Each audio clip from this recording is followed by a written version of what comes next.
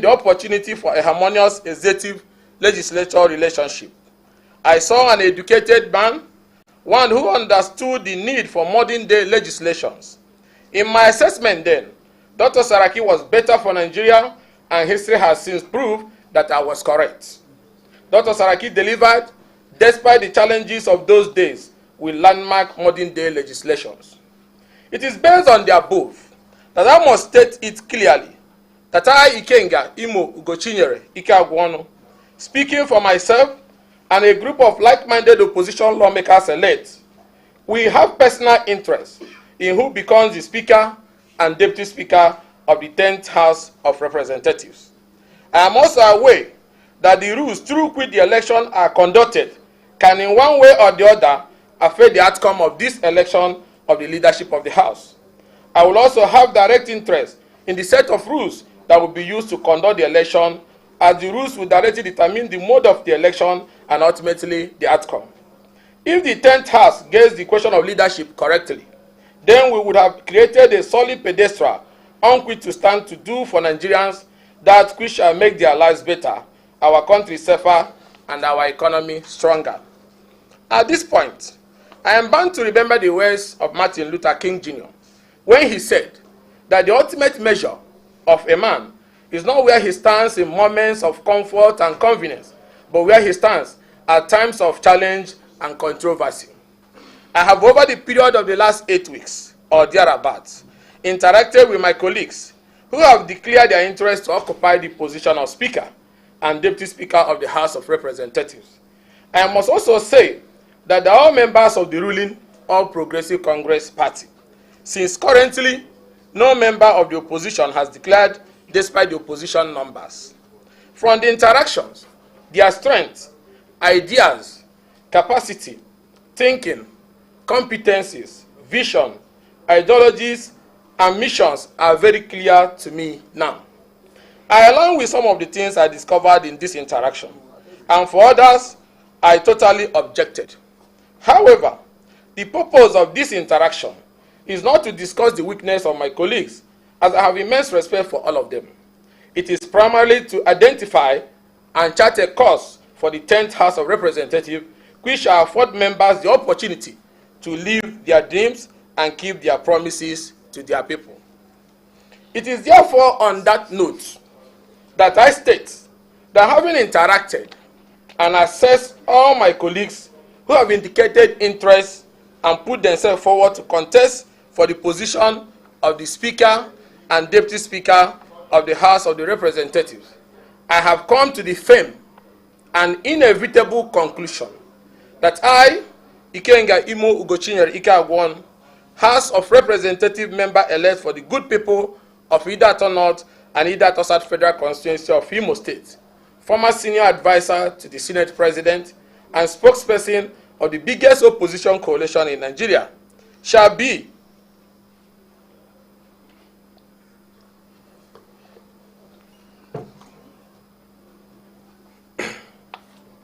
I have come to the firm and inevitable conclusion that I, Ikenga Imo Ugochinyere Ike, House of Representative member elect for the good people of Idato North and South Federal Constituency, Imo State, former senior advisor to the Senate President and spokesperson for the biggest opposition coalition in Nigeria, CUPP, shall be supporting Honorable Tajuddin Abbas for the position of Speaker of the 10th House of Representatives and Honorable Benjamin Okezie Kalu as Deputy Speaker.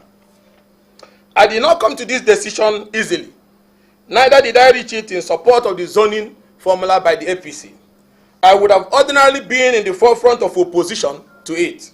However, if they had not chosen Tajuddin Abbas, I would have chosen him and supported him. Same for Benjamin Kalu. Sincerely, I have chosen TJ and Kalu, and when coincidentally the APC announced them as the choice of the party, I was in a dilemma and I was tempted to move my support away. But on further reflection, I came to the conclusion that abandoning TJ Abbas for the fact that APC also chose him would have amounted to playing politics with competence, capacity, and character. I advised myself, and I'm happy I did. This is the time for national development, inclusiveness, growth, stability, and not the time for party politics. As a matter of fact, on 7th of May 2023 in this same hall, during the Southeast Caucus meeting, before the APC zoning list came out, I moved the motion for the adoption of Benjamin Kalu as the consensus candidate of Southeast lawmakers for the post of Deputy Speaker because of his competence and capacity. Again, I have made similar assessments, and I am to say to my colleagues that Honorable Tajuddin Abbas and Honorable Benjamin Kalu are the best men for the job at this time. But many will ask Ikenga, why did I choose Honorable Tajuddin Abbas and Benjamin Kalu? Honorable Tajuddin Abbas possesses all the needed qualities to be the next Speaker of the 10th Assembly. He is enviably educated, has a doctorate degree, and eminently and vastly experienced to preside over the affairs of the House. He is highly resourceful and is manifestly of unblemished integrity, which has earned him respect among our colleagues at the National Assembly and obviously his party. He has distinguished himself as the only federal lawmaker from Northwest who has thus far sponsored an unprecedented 74 bills. He also stands out as a man that is most suitable in character, experience, and academic qualification to preside over the House. He has the energy and age on his side. He is a man that is cool, calm, calculated, and highly experienced in the business of lawmaking.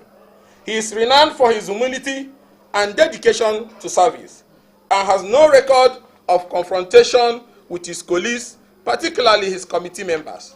He has served in various committees of the House that include national planning and economic development, public procurement, defense, social.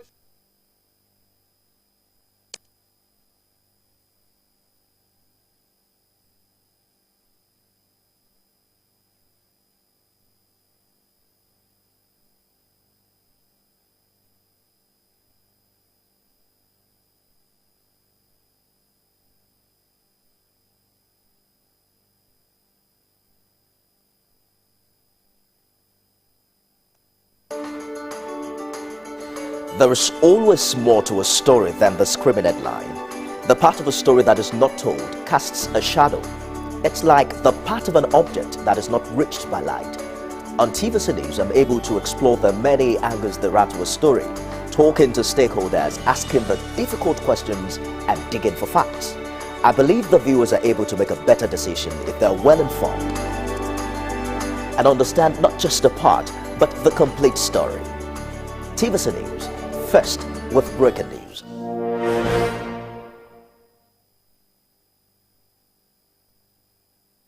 '88, and afterwards worked with Trust Acceptance Limited as an investment officer from 1988. He also worked at the State Polytechnic as accountant in 1989. He further picked interest in academics when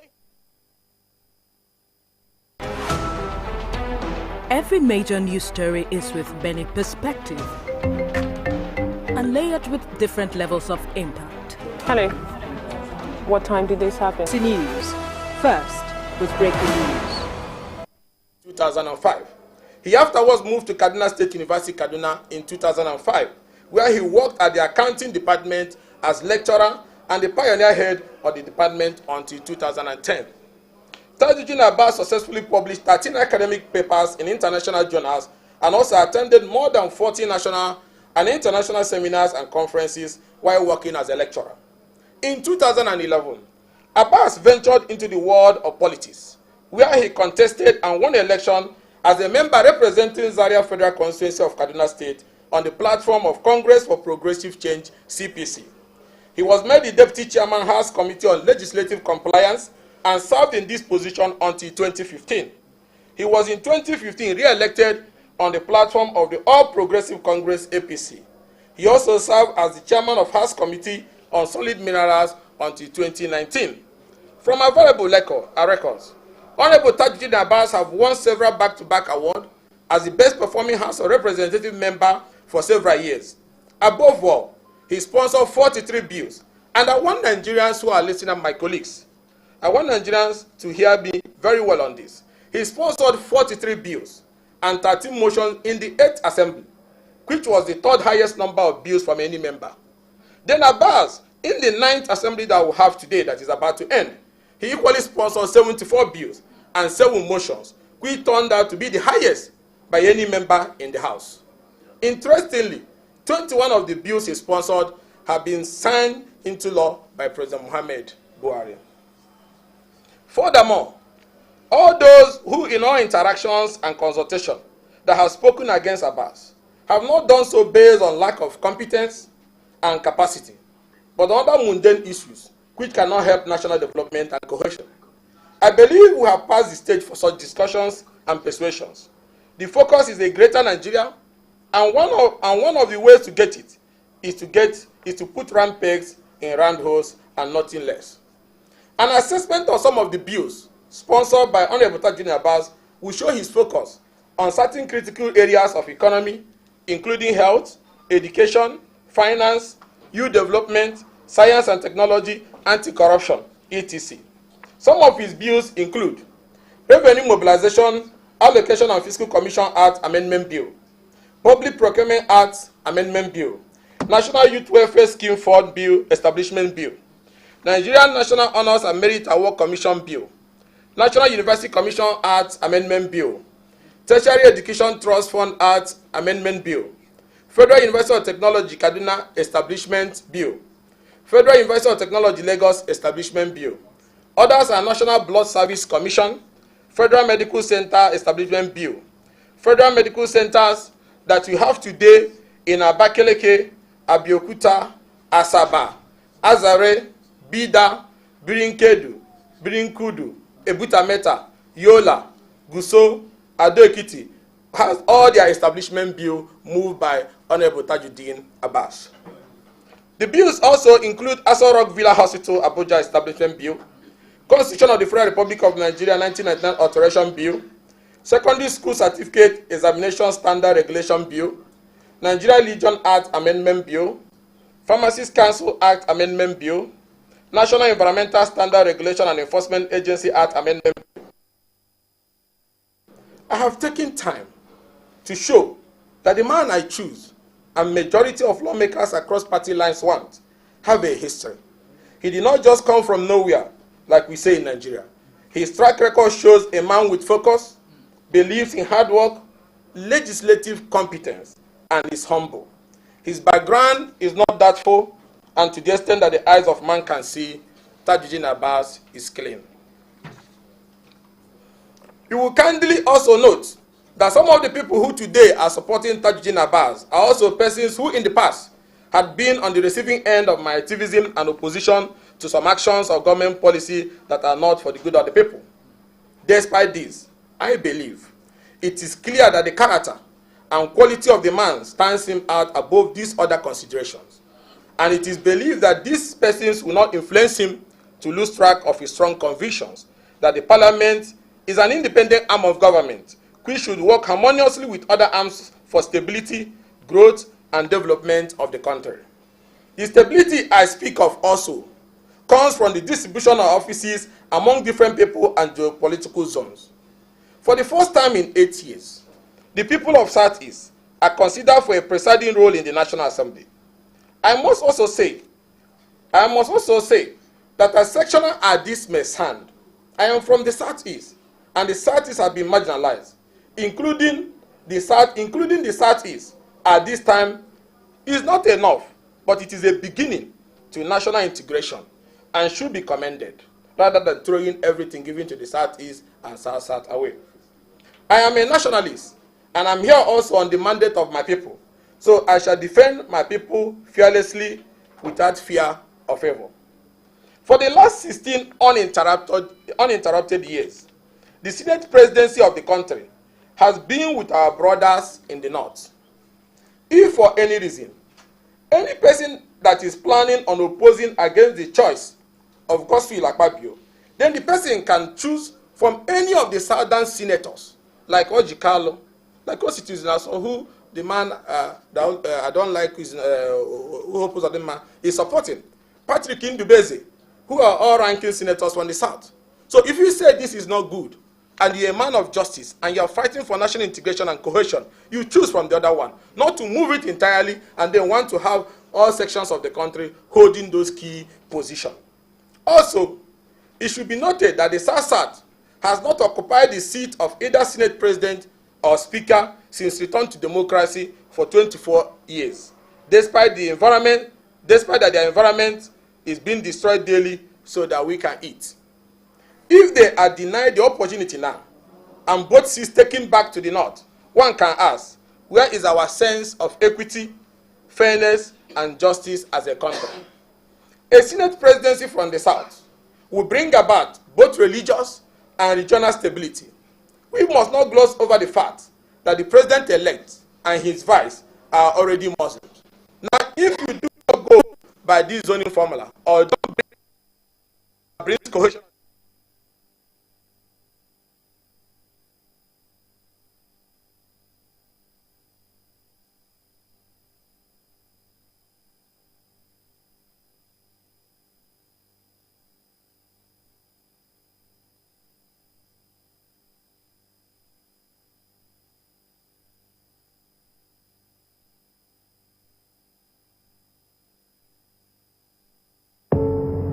doubt and fear doesn't occur at the canvas, it shows in the canvas.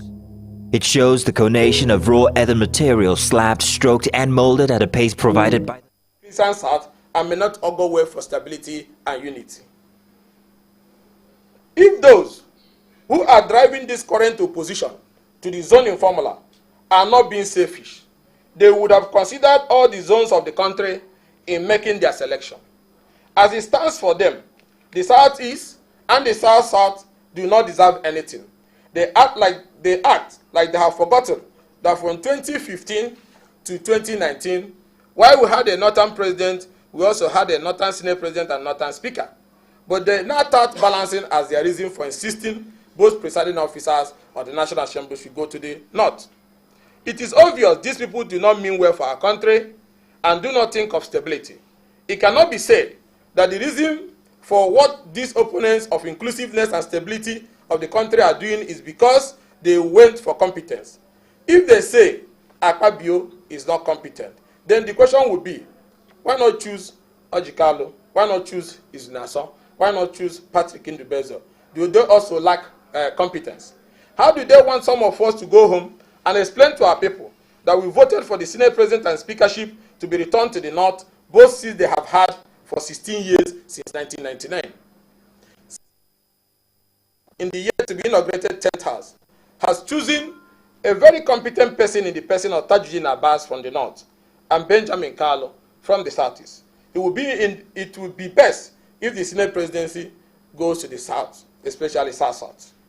Strangely, the government got it right, and those within the ruling party stoking the embers of disunity and hoping to enjoy the support of the opposition lawmakers got it wrong.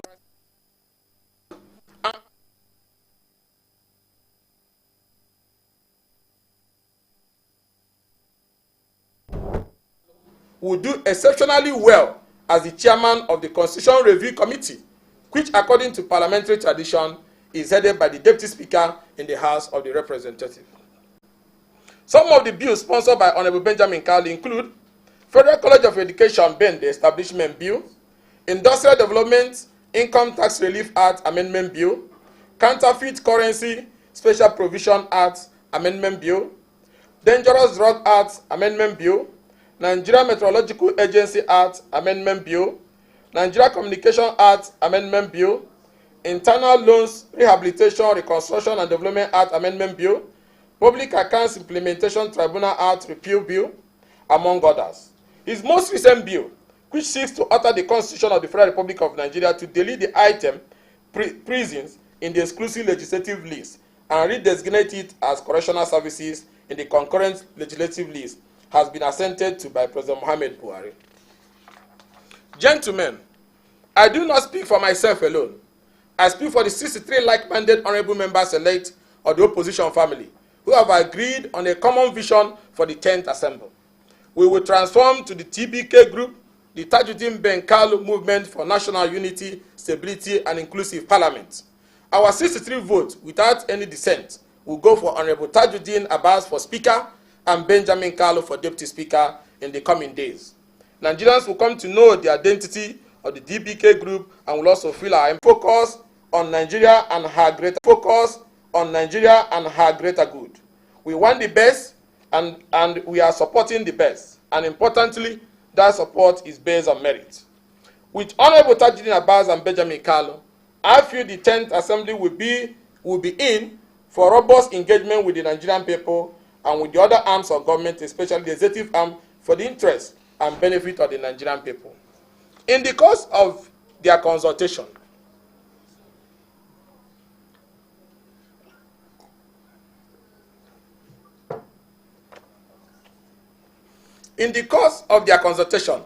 I interacted with Honorable Tajuddin Abbas and Honorable Benjamin Kalu alongside members of the like minds.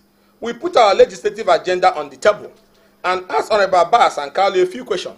Particularly, I asked Honorable Abbas, will your speakership offer me an opportunity to move motions and sponsor bills for some economic and political restructuring of the country? And he said yes.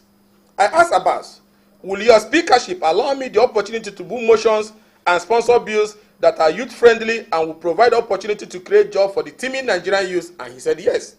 Again, I asked TJ Abbas, will you allow me the opportunity to move motions of urgent national importance for the relevant federal government agencies to intervene and save my people of Idato in the erosion which has completely cut off 2 communities in my federal constituency, Uruala and Ise-Kenesi, and completely kept us in darkness for years? And he said yes. I asked him, will he help me to ensure that we take legislative action and lobbying that will see Idato communities that have been in darkness for 20 years get electricity? And he said yes. I further asked him and Ben Kalu, will you allow the committees of the House to fully do their work without undue interference from the leadership within and outside? And again they said yes. Finally, I asked him, knowing that Nigeria is divided along ethnic and religious lines, will your actions, decisions, and appointment as Speaker widen those lines or close them? And he answered that he has never done anything in the past to widen those lines of division and will not start now because he does not believe that those lines should be there. Honorable Tajuddin Abbas held himself out as a man who believes in justice, equity, and fairness. And those who know him and worked with him in the past have also confirmed my assessment based on the above. Based on the above, I assured him and Benjamin Kalu, my brother, that they will have my vote and that of the 63 opposition lawmakers in the TBK group who will make their public endorsement in the coming days. With that being said, I and my colleagues of like mind call on the leadership of the APC to know that our support for Tajuddin Abbas is not because of the party selected him. Absolutely. It is not because the party selected him, but because we know he possesses what he requires to drive the 10th rep to progress. As opposition, we would have truly preferred they did not choose him so that we can even make him ourselves. We therefore ask the APC not to interfere in the running of the House upon the election of Tajuddin Abbas and Benjamin Kalu. So, it is my solemn declaration that come June 13, 2023, I and the entire like-minded honorable members-elect will only vote for Honorable Tajuddin Abbas for Speaker of the House of Representatives and Honorable Benjamin Kalu for Deputy Speaker, House of Representatives for competence and inclusiveness. On a final note, I had cause to hear about issues about the mode of election and the House rules. Persons raise issues about purported controversy in the House rule. I am a man that works with facts. I went on a research into the archives of the House. I came to the irrefutable conclusion that the House rules were not doctored, tampered with, or illegally amended. I have had the opportunity to see all the copies of the other papers as well as the votes and proceedings of the House. I even have to go a step further to meet my elder brother and colleague, Right Honorable Julius Hombre, who coordinated the amendment process as far back as 2019. I will have seen the government printed copies to ascertain that the copies we are given are the authentic House rules and shall be the one which the 10th Assembly will use. The rules were last ordered to be printed on 17 December 2020 and not recently as rumors had it. The amendments are about 2.5 years old and we are not amended after 2023 general election. It's very important that I put this in the public domain. Furthermore, the issue of the identity of the House rule to be used for the election is not even in that, because it is not a constitutional issue, as it has been incorporated into the 5th Amendment of the Constitution that has already been signed into law by President Muhammad Buhari. By the provision, the rules that will be used to conduct the election will be the rules used by the previous House before its tenure lapses. So whatever you have in place, which is the one printed in 17 December 2020, is what we'll be using on June 13. So there's no controversy about the issue of the House rule. I urge all details of stories and are not fact-based. Truth is always truth, and the House rules are intact and authentic. If there have been any sort of forgery, I would have gladly seen it and exposed it. So if the mode of election as contained in the House rule is the reason why these tales of forgery have been told, then I wonder. The rules demand that members identify themselves by their names before they vote for their choice candidate. If as a member, one cannot boldly stand and openly vote, I would then have to ask, what is there to be hidden? Members are expected to be bold, members are expected to boldly, fearlessly defend their views, positions, and their constituency at all times despite party affiliation. It is on this note that I declare again that I, Ikenga Imo Ugochinyere Ike Agwonu, representing the good people of Ida North and South Federal Constituency, once sworn in on June 13, will be openly voting the Tajuddin Abbas and Benjamin Kalu ticket alongside all members of the like minds, also known as the TBK group, and we shall be doing so openly and boldly in line with the House rule. I also urge all my members, all my colleagues, all the members-elect of the House to look deeply at the facts, not the sentiment, and unanimously vote on Honorable Tajuddin as the Speaker and Honorable Benjamin Okeze Kalu as Deputy Speaker, so that we can get the House to hit the ground running without any hitches. Thank you all, and may God bless the Federal Republic of Nigeria. And let me also thank our colleagues who are here specially. Thank you so much. A good round of applause. It's a wonderful moment. If there is a few questions we can take from. Any question? Any question? No. Can we render the national anthem? Let our brother Amobi from Labour Party, the House of Rep member elect for Isukwato, make the vote of thanks before we can close. Chris Nkwata, agreed. Somebody.